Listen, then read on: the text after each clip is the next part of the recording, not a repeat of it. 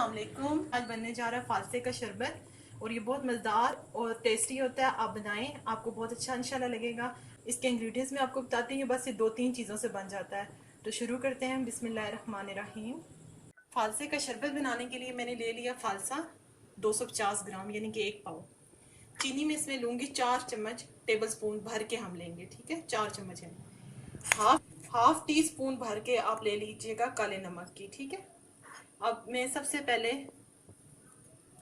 फालसे लेके उसको ऐड करूंगी जार के अंदर, अपने ब्लेंडर के अंदर। इसके अंदर मैं ऐड करूंगी 1 से 1.5 लीटर पानी, इसमें इजीली चला जाएगा और इसको हम ग्राइंड करेंगे। इसके साथ ही मैं इसमें ऐड करूंगी काला नमक और मैं इसको ग्राइंड कर लूंगी। 4 टेबलस्पून चीनी, ठीक है, और इसको मैं दोबारा से ग्राइंड करूंगी।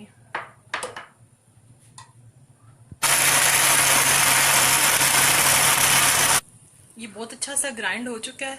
अब मैं इसको स्टेनर से छान लेती हूँ और इसको मैं जग में ऐड करती हूँ।